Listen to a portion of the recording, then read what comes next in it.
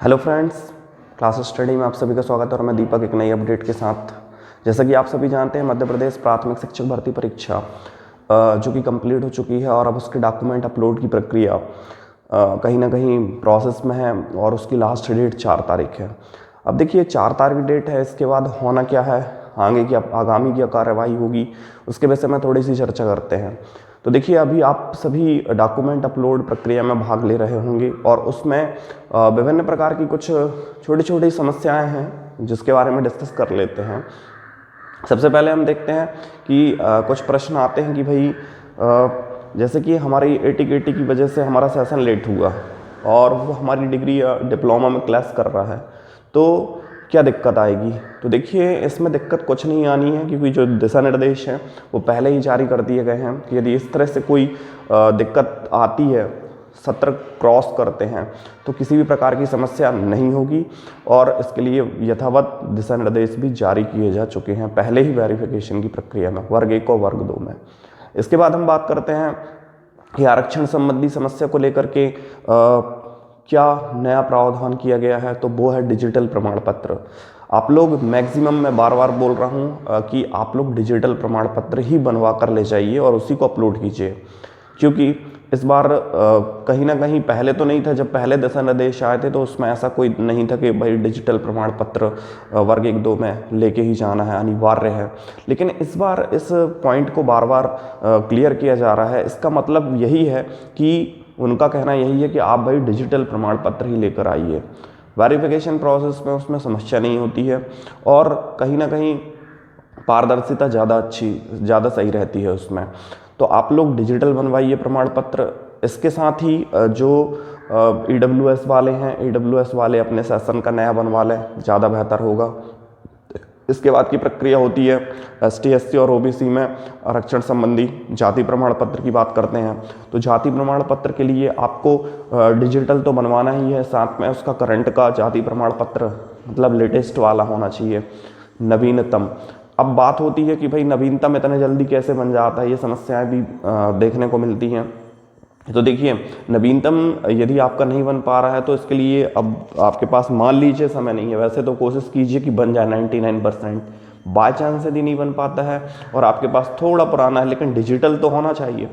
अब यदि थोड़ा पुराना है तो उसके लिए हम क्या कर सकते हैं कि जो हमारा करंट का आय प्रमाण पत्र है इसी सेशन का, वो लगा सकते हैं साथ में, क्योंकि हमारा जो आरक्षण का लाभ है वो हमारे कहीं ना कहीं जो सालाना इनकम है ना हमारी, उस पर डिपेंड करता है। Creamy layer, non creamy layer, ये OBC के लिए भी है।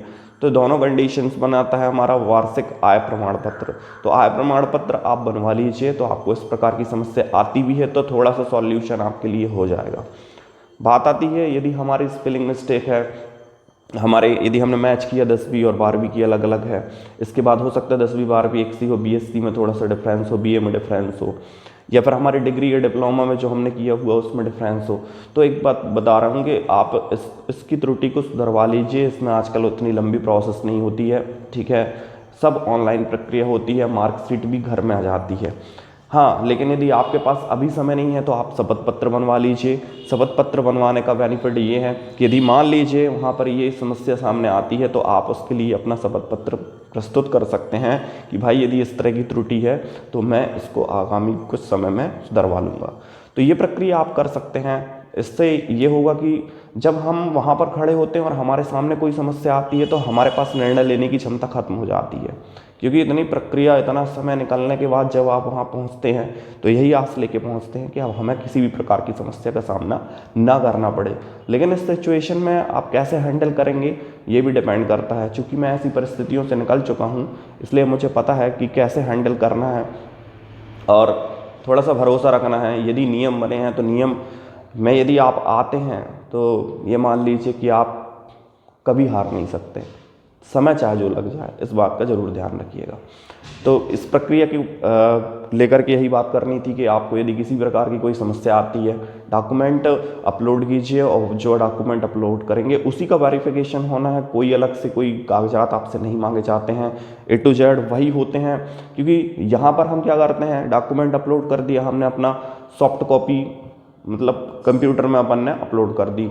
अब अब जब हम अपनी हार्ड कॉपी लेकर के वेरिफिकेशन में जाते हैं तो वो अपनी स्क्रीन खोलकर बैठते हैं और देखते हैं कि आपने जो डॉक्यूमेंट दिखाया है, ठीक है ना, वो वाकई में उस कंप्यूटर स्क्रीन में दिखा रहे डॉक्यूमेंट के समान है या नहीं। तो ये प्रक्रिया वहाँ पर होती है, इसलिए जो आप अपलोड करते हैं उसी को आप ले जाएं, ज़्यादा बेहतर होगा। जो भी और समस्याएं होंगी आपकी, आप वीडियो के कमेंट बॉक्स में जाकर के व्यक्त कर सकते हैं और मैं उनके पूरे आंसर देने का प्रयास करूंगा। जो भी और चैनल पर नए जुड़ते हैं वो चैनल को लाइक, सब्सक्राइब और शेयर जरूर कर दीजिए। एक बार फिर आप सभी को धन्यवाद।